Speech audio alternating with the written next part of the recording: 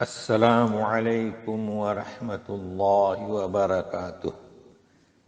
Daily one page کے شعبے سے آج کے پیج کا نمبر ہے 314، سورت طٰہٰ۔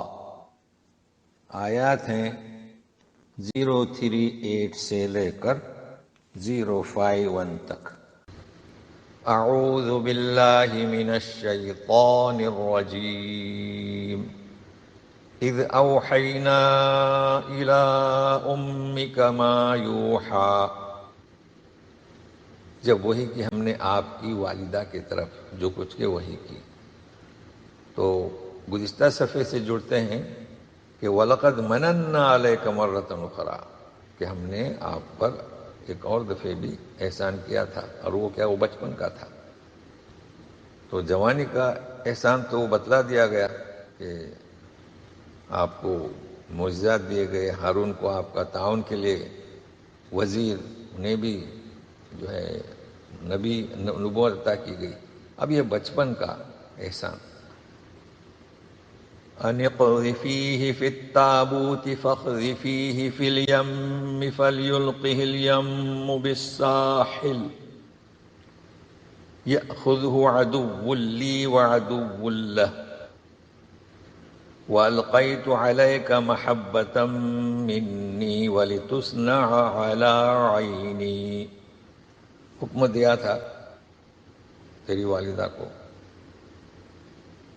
کہ جب خوف ہو، خوف کی حالت ہو، گزر چکا ہے اس کے پہلے، تو بچے کو صندوق میں رکھ دو اور صندوق دریا میں ڈال دو، تو فی الیم، پھر یم دریا اسے کنارے لگا دے گا، اٹھائے گا اسے میرا دشمن اور اس کا دشمن۔ اس کا دشمن کون؟ فرعون، کہ جس نے موسیٰ علیہ السلام کی وجہ سے ہزاروں بچوں کو قتل کر دیا تھا، تو اس کا دشمن ہے۔ اسے اس کا علم نہیں، کیوں کہ ہم نے ڈال دی تھی تجھ پر اے موسیٰ محبت ہماری جانب سے، جو بھی دیکھتا ہو آپ سے محبت کرتا تھا، تاکہ تو ہماری نگاہوں کے سامنے پرورش پائے۔ تو یہاں کئی چیزیں سمجھ میں آئیں۔ پہلی یہ کہ تابوت تو ہمارے یہاں مشہور ہے، تابوت یعنی صندوق، لیکن یہاں یم کہا گیا، 2 دفعے ذکر ہے، اور بھی متعدد بار یم کا ذکر ہے، مگر کثرت سے بحر کا ذکر ہے۔ تو ہم تو بحر کا ترجمہ بھی یہاں پر جو ہے دریا کرتے ہیں، اور یم کا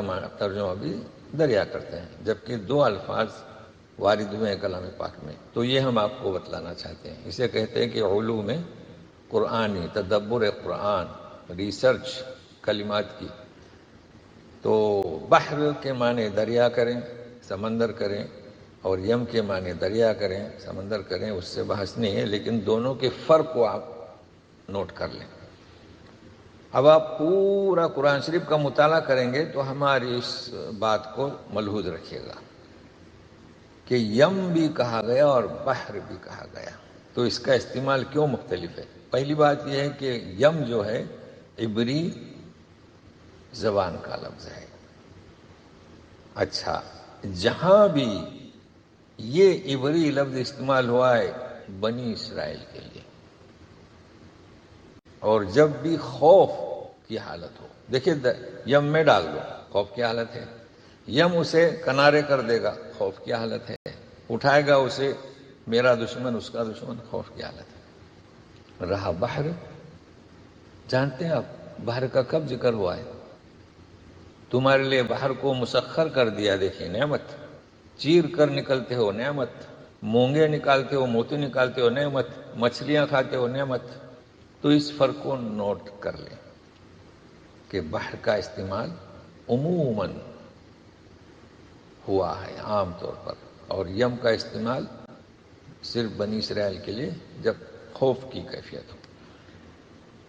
اچھا، محبت، ظاہر ہے کہ ہم محبت کہتے ہیں، محبت کہیں محبت کہیں تو مصدر جو ہے 2 طریقے سے آتا ہے، محبت کہ ظاہر ہے کہ دشمن کو دلوں میں بھی محبت ڈالی تو اپنی طرف منسوب کیا، اور دشمن کے سامنے، دشمن کے ہاں تمہاری پرورش ہو رہی ہے تو اسے اپنی آنکھوں سے تعبیر کیا۔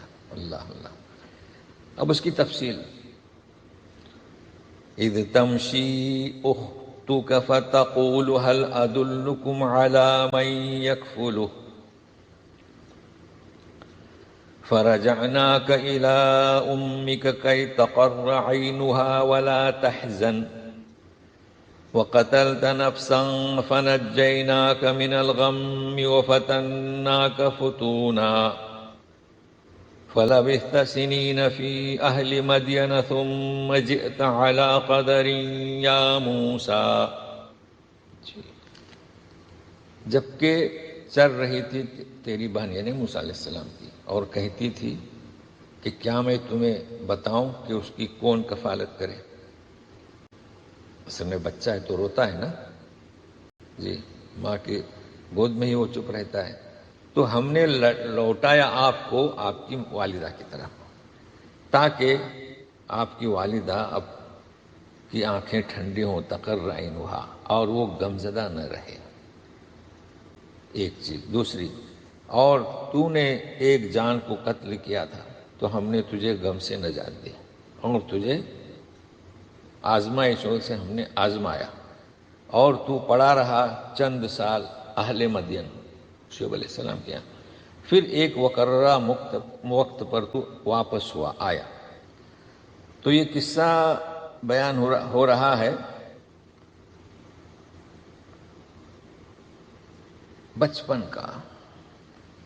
کنارے پر وہ صندوق لگا، اٹھایا دشمنوں نے، محبت دل میں ڈال دی گئی، پرورش. اچھا، تمشی اختک یعنی ایک ہی دفعہ گئی نہیں، آتی جاتی تھی، چونکہ بنی اسرائیل فرعون کے دربار میں جا کر کام کرتے تھے نا، آتی جاتی تھی اور کہتی جاتی تھی کہ میں بتاؤں گی.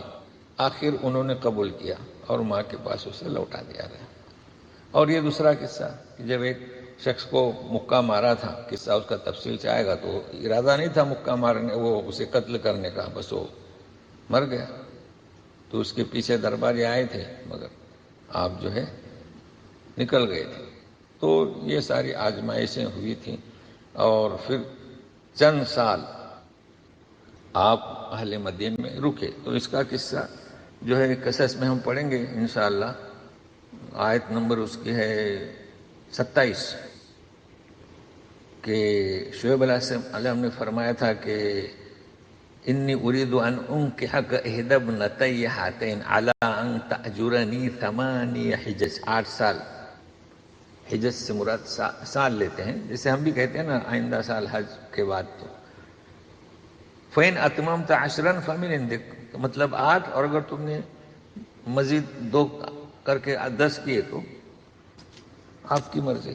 تو بہرحال اب یہ کہ قرآن نے یہاں پر وضاحت نہیں کی وہ 8 سال ہوں گے یا 10 سال. بہرحال یہاں بیان کیا گیا ہے کہ فَلَبِثْتَ.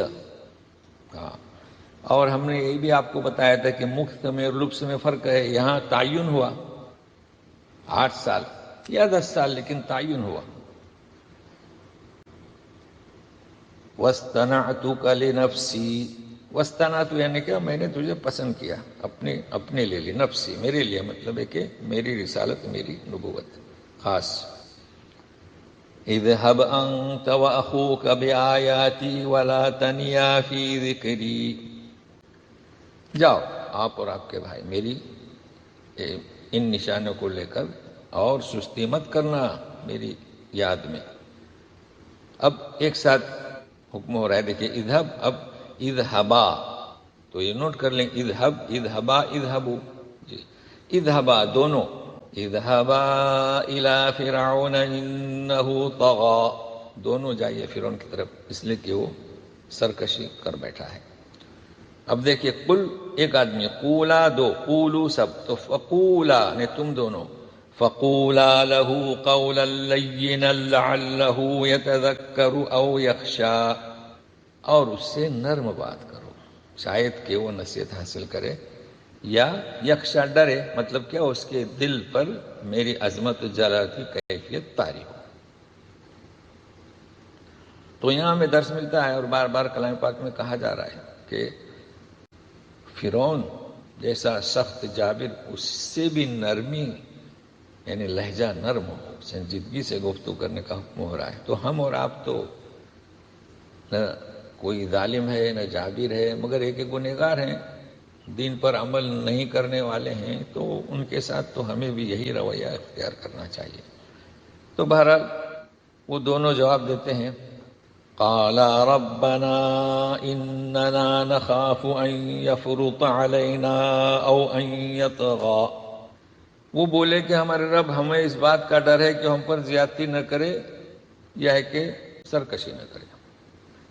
مطلب انہیں ڈر تھا، چونکہ موسیٰ علیہ السلام کو وہ مجرم سمجھتے تھے اور پھر ہم انہیں دعوت دیں، اس وجہ سے یہ خدشہ ظاہر کیا. قال لا تخافا انني معكما اسمع وارى. اللہ نے فرمایا کہ نہیں، تم ڈرو نہیں، میں تمہارے ساتھ ہوں. اسمع و ارا، سنتا ہوں اور دیکھتا ہوں. تو یہاں پر ہم نے عنوان باندھا ہے. ہمارے یہاں لوگ اکثر کہتے ہیں کہ اللہ تعالیٰ ہر جگہ حاضر و ناظر ہے. تو یہ نوٹ کر لیں. دیکھیے، اللہ تعالیٰ فرماتے ہیں کہ میں تمہارے ساتھ ہوں، تو میت ہوئی ثابت، مگر کیسی؟ اس کا مطلب یہ نہیں کہ اللہ تعالیٰ ہمارے ساتھ چل رہے ہیں، ہمارے ساتھ کھڑے ہیں. نہیں، یہ تصور صحیح نہیں ہے. اللہ تعالیٰ فرماتے ہیں میری میت کی کیفیت کیا ہے؟ اسمعو، سنتا ہوں اور دیکھتا ہوں. اور گزشتہ ہم آیت پڑھ چکے ہیں ثم استوى علی العرش، عرش پر متمکن ہوا. جی، عرش پر متمکن ہوا، ٹھہرا، جلوہ افروز ہوا. پھر بخاری اور مسلم کی حدیث ہے مشترک کہ اللہ تبارک تعالیٰ ہر رات کے تیسرے پر آسمان دنیا پر نزول فرماتے ہیں اور یہ کہتے ہیں کہ کون ہے جو مجھے پکارے میں اس کی پکار کو سنوں، کون ہے جو مجھ سے مانگے تو میں اسے عطا کروں، کون ہے جو مجھ سے بخشش طلب کرے تو میں اسے بخش دوں. بخاری مسلم کی حدیث ہے. تو اس کا مطلب کیا؟ اگر اللہ تعالیٰ ہر رات آخری پہر میں، تیسرے پہر میں آسمانی دنیا پر نازل ہوتے ہیں تو وہ ہیں کہاں؟ عرش پر. لہذا لیکن عرش پر ہونے کے باوجود بھی وہ ہم میں سے ہر فرد ہر چیز کو اسمع، یعنی وہ کہہ رہے ہیں کہ میں دیکھتا ہوں اور سنتا ہوں. اسمع یعنی سنتا ہوں، ارا کے معنی دیکھتا ہوں. تو اس عقیدے کی درستگی کر لیں. چونکہ ہمارے یہاں غلط تصور تھا، ہم بھی یہی کہتے آئے تھے، لیکن کلام پاک سے جب جڑے تو سمجھ میں آیا کہ اللہ کی میت کس طرح ہے.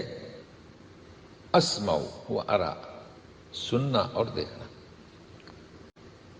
فَأْتِيَاهُ فَقُولَا إِنَّا رَسُولَا رَبِّكَ فَأَرْسِلْ مَعَنَا بَنِي إِسْرَائِيلَ وَلَا تُعَذِّبْهُمْ قَدْ جِئْنَاكَ بِآيَةٍ مِّن رَّبِّكَ وَالسَّلَامُ عَلَىٰ مَنِ اتَّبَعَ الْهُدَىٰ.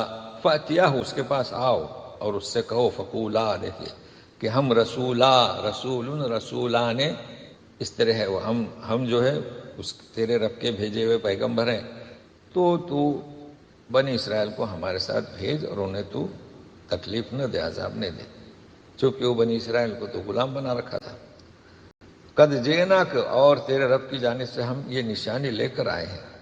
والسلام، اور جو کوئی پیروی کرے ہدایت کی تو اس پر سلامتی. والسلام علی من اتبع الہدیٰ، چونکہ وہ تو ابھی ایمان نہیں لایا تھا، مگر اس طریقے سے سلام کرنا کہ جو ہدایت کی پیروی کرے تو یہ تو کلمات دعائیہ میں شمار ہوگا. مزید سنیے گا. انا قد اوحی الینا ان العذاب علی من کذب وتولی. دیکھیے وتولی ہم پڑھ رہے ہیں، وطن واو کا تا کے ساتھ کوئی جوڑ نہیں، وہ یعنی اینڈ، اور وتولی، اور ہماری طرف وہی آئی ہے کہ عذاب اس پر ہے جو جھٹلائے اور روگردانی کرے. مطلب تم روگردانی مت کرو ہماری اس نصیحت سے. تو وہ گویا ہوا فرعون. قال فمن ربكما یا موسیٰ. تم دونوں کا، دیکھیے وہ غرور میں مست تھا، تم دونوں کا رب کون ہے؟ قال ربنا الذي اعطى. دیکھیے ہم پڑھ رہے ہیں اعطى، حمزہ عین زبر اکثر ہمارے یہاں کیسے پڑھتے ہیں؟ آتا، تو الف بڑھ جاتا ہے. تو ہم بڑی محنت کر رہے ہیں، اگر آپ سمجھتے ہیں اور ادائیگی کی اصلاح کرتے ہیں تو میرے کھاتے میں بھی اجر و ثواب جمع ہوگا، تو کوشش کیجیے گا. قال ربنا الذي اعطى كل شيء خلقه ثم هدى. دیکھیں خلقه، اگر آپ خلق ہو پڑھیں گے تو پھر ماضی کا صیغہ ہو جائے گا، اسے پیدا کیا. تو ایسا نہیں، خلق وہ ہے. ہمارا رب وہ ہے جس نے ہر چیز کو خلقت دی، خلق دی یعنی خاص صورت دی، پھر اسے راہ بھی سمجھائی. عظیم مفہوم ہے اس کا. دیکھیے جتنی بھی چیزیں بنائے، اشیاء اور چرند پرند، انسان ایک خاص صورت بنائی ہے اور اسے راہ بھی سمجھائی ہے. آپ دیکھتے ہیں ہر چیز کو راہ توفیق دی ہے کہ وہ کس طریقے سے پھلے اور پھولے. قال فما بال القرون الاولی، تو وہ پوچھتا ہے کہ اچھا تو پھر پہلے لوگ جو گئے ہیں ان کا کیا حال ہوگا؟ پہلے زمانے کے لوگ، قرون جانتے ہیں کرن کی جمع، ان کا کیا حال ہوگا؟ تو اس طریقے سے اب آئندہ صفحے کا انتظار کیجیے گا، اسی آیت سے جڑیں گے. دعا میں یاد رکھیں. والسلام علیکم ورحمۃ اللہ وبرکاتہ. السلام علیکم ورحمۃ اللہ وبرکاتہ.